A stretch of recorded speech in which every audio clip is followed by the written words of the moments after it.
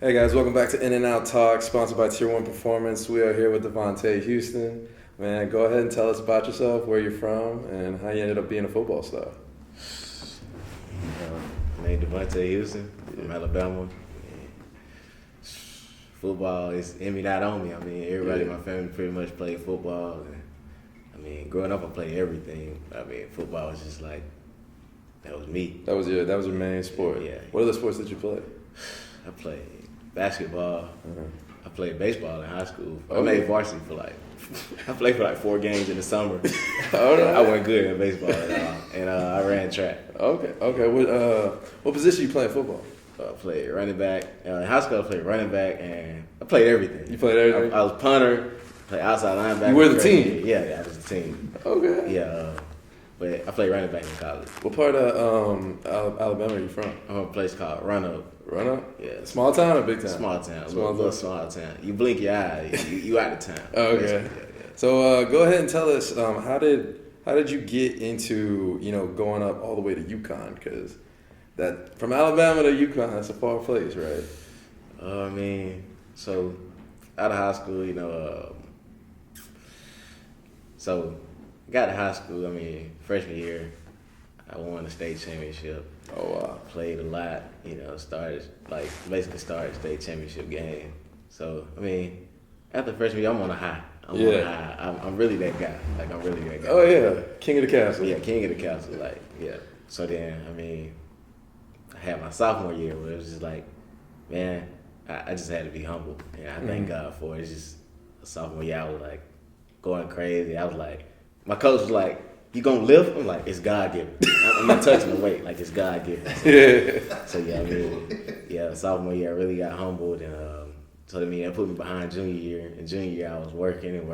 That's when the work ethic kicked in. Yeah, that's when like everybody around me was like everybody like I'll say like a big name like Roydell Williams. He was like at that time he was like, Bama commit. And like everybody was just like loving him. And I'm like, man, where my offers at, man? Like, why I ain't one of the top people in the state. I won the state championship freshman year. Like, right. So now I'm like, I'm getting back that time. I'm working real hard. I'm going to camps. I'm running 4.3 40s. I'm not dropping a single pass. I'm going crazy at camps. And I'm like, man, where my offers at? Mm-hmm. And they never came. And my senior year, I told you I had to get back for all the work I lost. Yeah, senior year I went for 24.94. Oh wow! 2,816 all-purpose yards, 34 touchdowns. I think I had an interception. I had 19 tackles. How many games? Well, we played 12, just 12 games. Yes. I was at like 12. I was at 1250. 5 games. That's without playoffs. Yeah, 5 games. First 5 games of the season, I was already at 1250 rushing yards. I was at 1,250 rushing yards. God. So, yeah.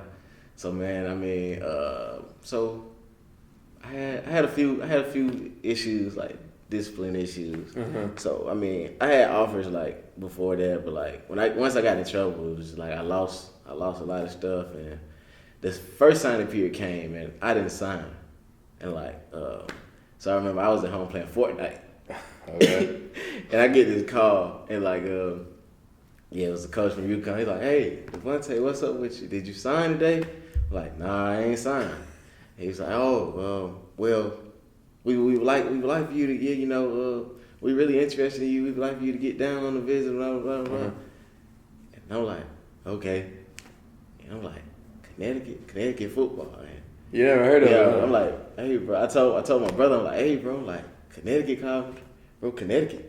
They done won like 3 games in the last 5 years. Like, you gonna go there? You gonna go there? Yeah. Go there?" And I'm like, I mean, D1. D1's D1. Hey, D1 is D1. Get in where you fit in. Exactly. So I mean, so I just remember it's basketball season at the time. Yeah. So I mean, I'm playing basketball. It was like I think it was a Tuesday game.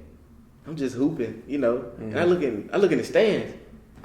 Coach is that? It's a UConn person in the stands. You see the Husky on the shirt. Like, okay, that's weird. Like they ain't tell me they were coming. But not for basketball. Yeah, like football. like they watching me. Yeah, they here to watch me play basketball. So I'm hooping. They here. I mean, so then they don't say nothing to me though. Oh wow. So then another coach texts me like, "Hey, we coming to watch you play basketball Thursday." Like, okay. Yeah. So Okay. they come back that Thursday. Yeah. And like, I go in the locker room, and I come out the locker room, and like, my mom and dad with him. This is a different day. My mom and dad with him. It's like so he introduced himself to you. Yeah, so it's like some movie stuff. Yeah. I'm like, I don't even know him. I just know him through text. He didn't. And they like, we all about to go eat Mexican.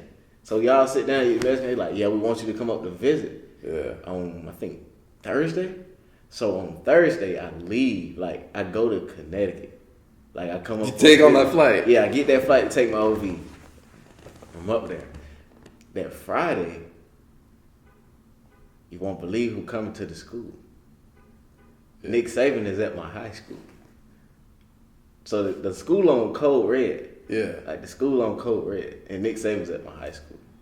So you were gone. I'm gone though. You're gone. Cause like, you know how schools come see you. Yeah. So Nick had came first it was Coach Wiggins. He came to see me. Like, we really like you. But not on no scholarship though. They just wanted me to like walk on. Yeah. I mean, they giving out like scholarship to 4 and 5 star kids. I'm an under the radar kid. I'm not a solidly recruited kid. So I mean, they're like, but Saban's gonna come. I don't know when, but sometime this week. He's gonna. And I'm like, all right.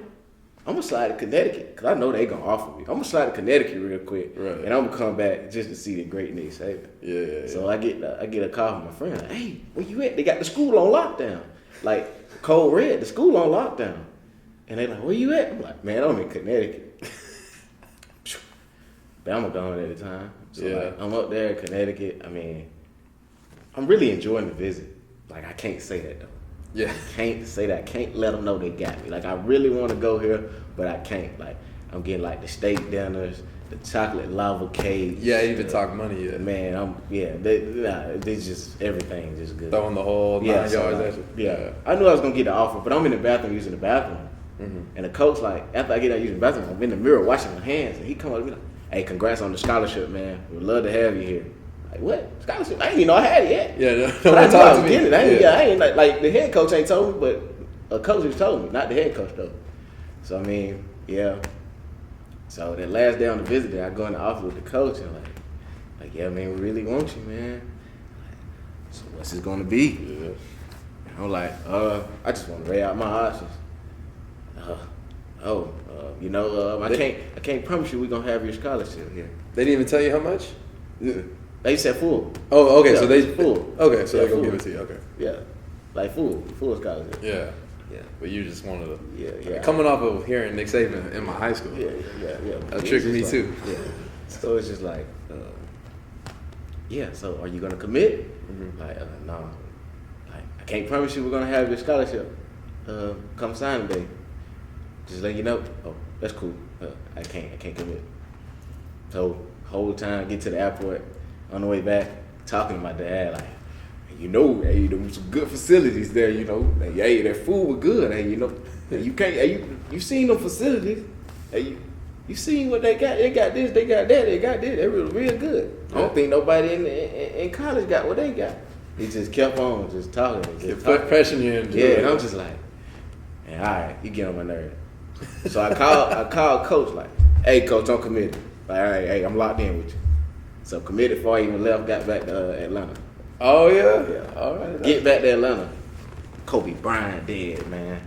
Oh, shit, for real. Oh, that was the same day? Yeah, as soon as we land, everybody I promise you, people on the plane crying. On my Delta flight, people crying. I'm like, what's going on? Kobe dead.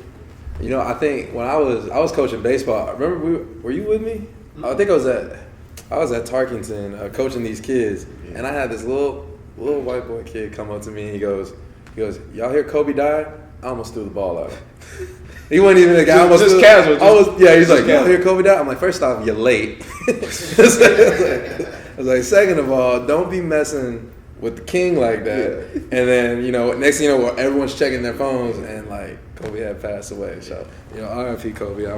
That was like, I remember that day vividly. Like it's like one of those things, like that death was so crazy and such a tragedy that you remember what you were doing at that situation. I think that's just That's just nuts. So anyway, you end up finishing out your senior year. This was already after your senior year of football? Yeah, this already after. Like I'm in basketball season. You're in basketball season now? Did you end up running track after your senior year too as well? Yep. I did everything senior year. So before you got to UConn, was there anything did they give you anything like to train for? Oh yeah. You got there? Yeah, they sent me a whole workout book. Did you end up going through it? It was God given, right? Yeah. It's like it's just always, I was like, man, they want me in this shape? I'm gonna do it when I get there. Mm-hmm. And like, I was so confused on what he was saying. Like my coach hit me, he was like, your weight range is blank to blank. Yeah. And I'm like, but they hadn't even seen you yet. Yeah, they ain't seen me yet. But like, this was like what they wanted me to be. Like, they weigh you when you go to your officials. Yeah. So like, they weigh your weight range is boom, boom, boom, boom. This is what we want you to be. And I didn't understand the full digest of that. I just thought, okay, this is a recommendation. No, when you you better be that way. Yeah. But now I looked at the book and said, I ain't never heard of some of these movements.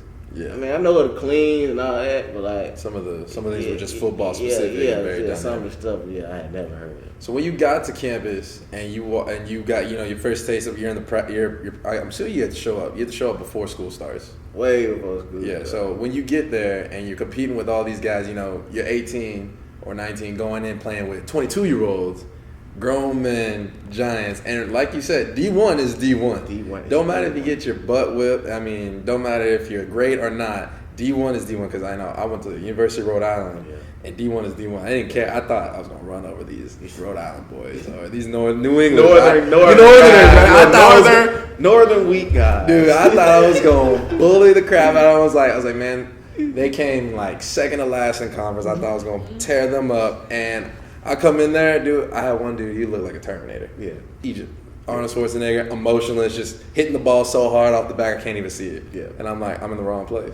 Clearly, I'm in the wrong place. So, what was the difference when you came from high school to college? Was it like a huge reality check? Like you're like, oh man, I got to really step up, or was it like it's not as bad as you thought? Huge, I would say like reality check. It wasn't more so the physicals. I was just raw. Yeah. I'm just raw talent. Like skill, you weren't refined in the sense of like your skill set? Yeah, I'm just raw. Like my skills are there, but like I'm not fundamentally sound. Like I'm just like athletic. Everything is just I'm hitting gaps too fast. I'm not letting linemen get where they gotta go. And like I remember when my coach was like, damn, slow down. Slow down. Yeah. And I was just like, I thought like hit the hole, go. Like, nah, you gotta let it develop. Cause like in high school, like I had my line was good, but like a college line, a D1, a stocky front line. Yeah.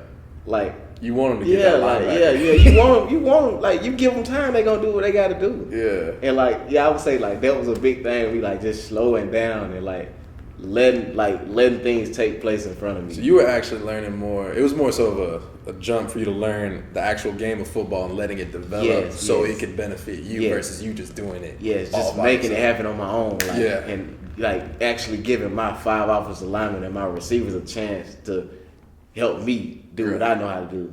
Like instead of me just doing it on my own. Right. Yeah, that was a big thing for me. And I'd say another big thing for me was like blocking. Blocking.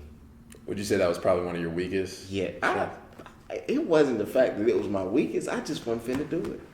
Like, as crazy as it sounds. I mean, I would block a little bit, but I wasn't finna. I just didn't block. Yeah. In high school. And like, with screens, we used to run like screens. And like, my coach was like, you want to know why the screens work so good for you? I'm like, why? He's like, because you don't block. They just think you just ran up and just missed a block and you just got out. So they use you as a decoy. Yeah. So he was like, that's why screens work so good for you. Yeah. But I would say my biggest thing was just blocking. Yeah. And that was another big part for me. So going in, how long were you at UConn for? I was at UConn 2020, 2021. And you never redshirted, right? I just redshirted. Oh, you just redshirted? Just redshirted. I was starting and then I redshirted, ended the portal, saved my year. Okay, so you saved your year, ended the portal. So that's a whole nother. Then we canceled our season 2020. Pre-COVID. Yeah, right? We didn't have a season. So you still have like 4 years left? No, I didn't play 2. But you got 2 left. Yeah. That's including the COVID. Yeah. Okay. So and the COVID is your red shirt or you have? No, I had a true red shirt. Oh, you have a true red shirt. Yeah. Well, I got a true red shirt. Okay, so awesome. So that's a whole nother can of worms, though. The portal, it's super flooded, right? Super flooded, full of kids' time. Do you think NIL deals and just the way that the NCAA is right now is kind of like hindering, like people's ability to get picked up in the portal, or how's that process going right now? I mean, process is when I first entered the portal. I mean, it was crazy, man. Yeah, it was crazy. Like, I was getting them calls on the daily. I was getting them calls because, like, I mean, at the beginning of the season, like nobody else entered, so I'm like one of the top backs. Yeah. But like as the season unfolds, people unfold, and things unfold. Yeah. And then it just kind of slows down and dies down, and then it speeds back up, and then it dies back down. Yeah, that's gotta be crazy, like in the sense of like, the unpredictability of it and what you want to do. It's a crazy place. It's a crazy place, very risky place. Yeah, that's what I'm starting to understand. If you're not one of those like top guys, it's kind of like a risky place.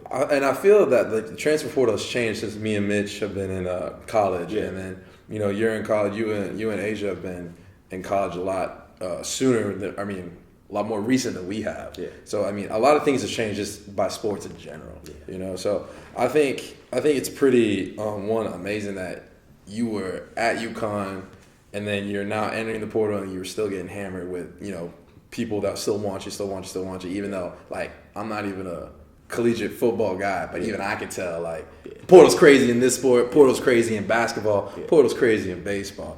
So what are some of the things that you're doing right now, training to get ready in case you do get that call? I mean, I just live. Mm-hmm. Yeah, just lift weights, and anytime I come to Houston, I'm gonna get them good meals. Yeah, it's the best place to gain weight if you need it. To get big. What is one thing that you are like actively working on for as far as your game goes? Just bulking, Mm-hmm. just bulking. I begin like as I progress, as the season get going, I start to get like a lot of soft tissue injuries. Uh-huh. I just want to. I'm working on more flexibility. I'm a little flexible, but I'm really stiff, so I'm still fast. Yeah. Fast is fast at the end of the day. You can't coach fast. Yeah. I feel like if I get looser, I get faster, and just like you saying like stretching is injury preventative. Yeah. Like stuff you're trying to prevent getting injured. Yeah. Like you can't like expect your body to move in a way, and like you're not training your body to move in that way. Right. Yeah. So that when it comes down to people getting recruited, I know you had like an unorthodox way of getting recruited. Like, what would you, if you could go back and change something on how you got recruited, or change something you did so that you could have got better recruited, I suggest, what would you have done? I don't think I could have did anything any different. Really? If you see my, can I pull up my Twitter? I'm gonna pull up my Twitter. Pull out whatever you need. My messages from when I was in high school. Yeah. I think I hit every coach. I hit every coach in the nation. Like I hit every coach in the nation. You DM'd every I didn't coach? just hit the head coach. I hit the position coach. I hit the player personnel. I hit the recruiting director. Director of ops. I probably hit an AD. I probably text somebody AD. For those of y'all that can't see it, he is scrolling and scrolling. Look, all D1 or just anything? I was trying to go anywhere. I would have went to at home university if they would have offered me. Look, you see that? Yeah, SMU. I see that. SMU. You got. Oh man, I got everything. So what'd you send them? Did you just message them video highlights? Did you message them? I messaged them. Email, I messaged them my name, my measurables, my GPA, my ACT, where I live, where my school located. Yeah. Attached with a highlight tape. Attached with a highlight tape. With my 40 time. Okay, that's good. So what was where was your what was your major in college? I was a psych major, and then I went to general studies because I wasn't the strongest academically. I understand. We've all been there. We've all been there. Yeah, it's just like it was for me. I understand student athlete, but it was just school first and football second for me. Really? School first and football second. It was just that's just what it was. Yeah, there's a saying that my coach would always be like, or in high school he'd be like, student athlete, like you are a student first, then you're an athlete. Yes. Now, me personally, I never really understood it because like being an athlete was the only reason why I'm going to school. That's the only reason why. That's the only reason I got a full ride, because of my athletic abilities that God gave me. Yeah. Man, you know, the coming out of that, you get a degree with it because of all your athletic abilities, right? I mean, you're not going to go to UConn just for school. Yeah, and then that's what I got to get to. That's what I want to tell you. You know, in high school, if you got a little name to yourself, I mean, the teachers are a little lenient on you as far as academics. Sure. Do you agree? Yeah, no. There is definitely favoritism. Yeah, so I'm thinking, okay, I'm going to UConn. Maybe it'll be the same way. Little did I know, this is one of the most academic, prestigious universities in America. First thing, going in, and Asia was at D-BAT, and she just comes in. I was like, oh, you went to UConn? I was like, I went to Rhode Island. Play UConn all the time. UConn's very smart. I went to a state school. I was like, I went to a state school. We party. We do all that stuff. I was an engineering major and environmental science major, so I know, academics is brutal. But like going to UConn, you're not done. Yeah. Or at least you can't be, or you won't survive. Yeah. You can't. Yeah, you can't be. You're smart one way, whether you get the answers the original way by studying or by any means necessary. You gotta do what you can to do to protect your career, right? Because, like I said, I actually had a teammate that told me this. We were this dude was another engineering major, and he was batshit crazy. This dude didn't make like talking to him. It was like talking in like lyrics, like. But he told me, he goes, at the end of the day, he goes, you got to be good at what got you here. He goes, if that's baseball, then do baseball well, and you'll be fine. He goes, you don't need to worry about your academics, because like I promise you, this dude's a 5th year senior. I'm a freshman. He goes, I promise you, like no one's gonna look at your GPA. Yeah. No one's gonna look. You know who's gonna get you that job? Whoever you know. Yeah. And all that stuff. And that's the way it is, right? It's not so much about what you know. It's about who you know. Oh man, that's so true in the real world to this day. A lot of people don't realize that.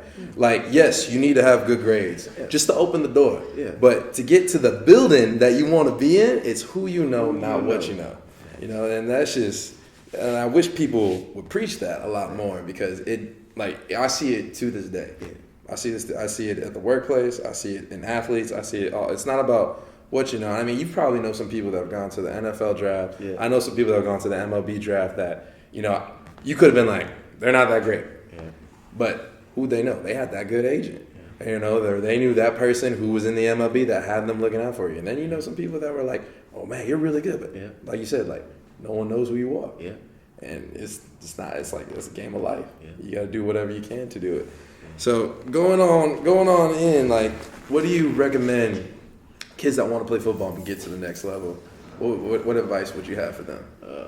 I just recommend man. Like, let's say they're not as gifted or as talented as you are off the rip. I just feel like only reason I'm not ashamed to say how talented I am, because I know I worked for it. Mm-hmm. I know I did everything in my power. Like, growing up, I did everything that I could to get to where I am. I know you hear about people talking about it all the time, but I actually did it. My mom would turn the lights on at the field because the field didn't have lights, so I could get a couple more drills in. Yeah. It's just, that's why I'm not afraid. But I would just say work hard. Work hard and don't get content. Don't get content, because I got content and I got humbled real fast. I got real fast. So what was your, did you also get humbled in college in a sense? Like that? Not like that. I came into college knowing I was going to have to work hard. Yeah. I mean, I was undersized. Mm-hmm. I was undersized. I was super undersized. Then I caught COVID, so I was 154-pound running back my freshman year. These guys 210, 215, brick walls, 230, linebackers 240, DNs 290, 300-pound D tackles. You must not feel good when you get hit by those boys, huh? I just go numb. I don't be feeling. That's good. But yeah, that's also something. You might be undersized, but you better have this. And you better be tough. You better be tough. I think it's not even talked about. So, I played football, obviously not to the degree you did. I did not play all throughout high school, but I think I was convinced, and I'm still kind of convinced that everyone needs to play football once because you develop a mental toughness that prepares you not only for football, but in real life. Because, it ain't gonna go your way. I remember, my dad got me into football, and he couldn't stand that I was so weak when I was little. Yeah. He was like, you just so soft. Yeah, it was aggravating to parents. Let's tell you what. I'll tell you what. My dad is unlike any other man I've ever seen. Mitch's dad is just. I believe it. Our parents are crazy, and I think some of the stuff they did to us now would not be overlooked. Especially with all the social media. But I think we needed it to a degree because I am a lot tougher. Yeah. And I can handle a lot of crap. Yeah. And getting hit by somebody, how many people can take a hit like that? Over and over and come back wanting more. I remember getting popped, like really, really getting popped. Yeah. Like my first time, man. Oh, boy, I was like, your hands start shaking when you really get popped. Your hands start shaking, you come back, and then you're just like, you gotta like you said, get that numbness and get that wave of emotion out of you and go back harder. Otherwise, you're just gonna get punked your whole life. Yeah. And that's just really tough. So I really do admire the fact that football players can go in and take that beating, and they have a level of mental toughness to where it is just almost uncomparable. Like baseball is mentally tough too, but it's on a different division of mental toughness. It's a game of failure. Football is a game of toughness, where no matter, you got 11 guys on that field trying to get after you and absolutely make you suffer, and are you going to prevail or not? Especially on the offensive end. Yeah. So as soon as you get the ball, you got the biggest target on your back, and that's another reason to run fast. So I got mad respect for that, and I think that is absolutely awesome. So when you say all your parents, your whole family played football. Yeah. Did they all travel to your games, even though all the way up in UConn? I'll say my granny was at a lot of games. My granny would come to a game, won't even say she there. You just look up and she's there. Look up, she there. One game, I'm for real. We do something called Husky Walk. We walking through Husky Walk, and I'm just walking, and I just feel like this lady just snatched my arm, and I look back. She's like, "What up, boy?" And I'm like, "What you doing? You ain't even told me you come out here. How'd you get here? What are you doing here?" And it made me so happy. But my family came to a lot of my games. I know I had a big crowd at NC State. This past season before I redshirted, I think I had to get 65 tickets for the Georgia State game because Atlanta's right up the road. So I had 65 people come to that game. Oh wow! Yeah, that must have been awesome having your whole family there. It was great, man. It was great. So was that probably one of your favorite memories playing for UConn? What was my favorite memory playing for UConn? I would say just beating Liberty. Beat Liberty? Yeah, we beat Liberty. Oh, okay. Last year when they was ranked top 25. Oh wow! They beat them and they stormed the field. Yo, was that UConn? At UConn, they beat them fans stormed the field. I mean, I got in a little dilemma though. Yeah. I got in a little problem. So after we beat Liberty, right? I was mad, bro, because at this time I was second in the country in yards per carry. Mm-hmm. I finished the season top 10. I finished the season number 10 in yards per carry last year, but I was number 2 in the country, averaging 7.6.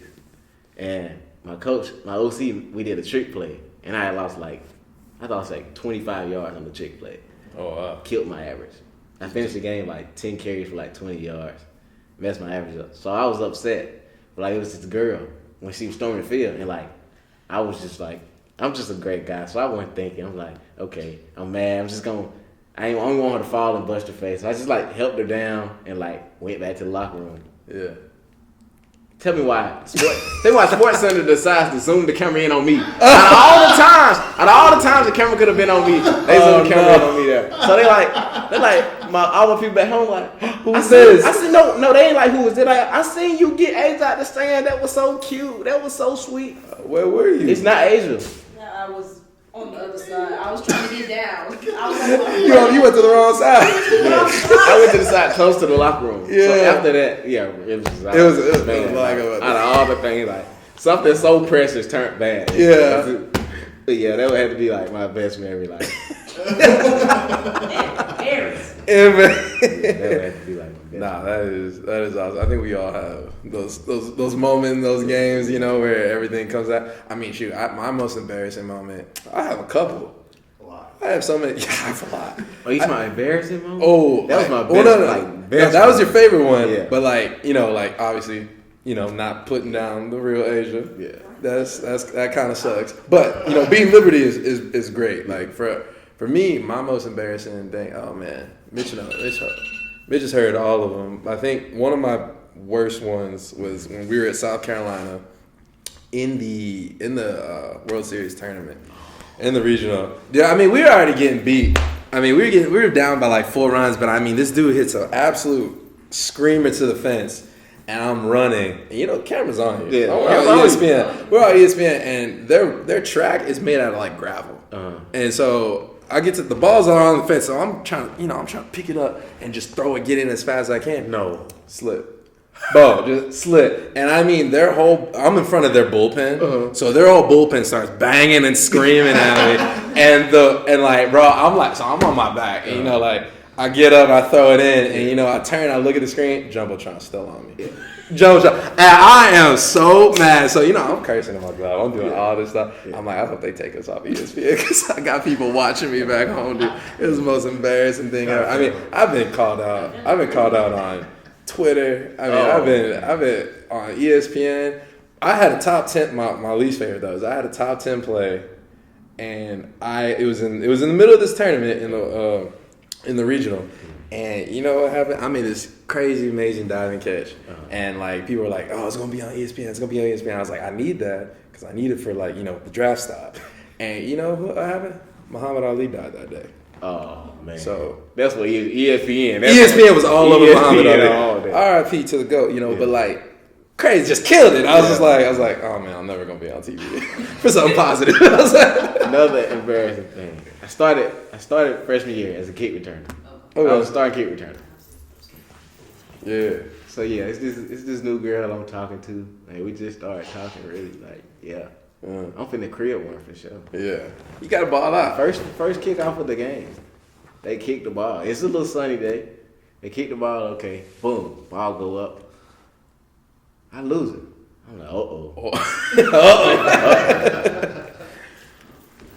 Find it. Oh, where's it? Pick it up. Run like 5-10 yards. Boom. Hit. All right. After the game, I see this girl. Yeah, she like, she ain't say nothing in front of nobody. She waited till we got back to the room. Hey, how you drop that ball?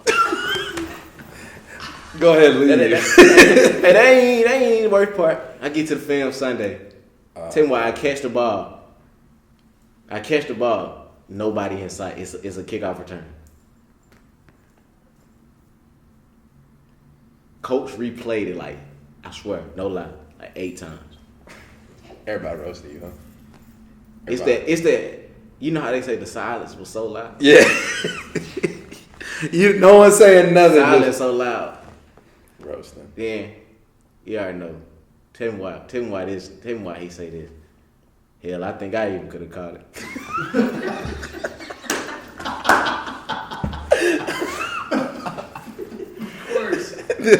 Typical. So my dad would say.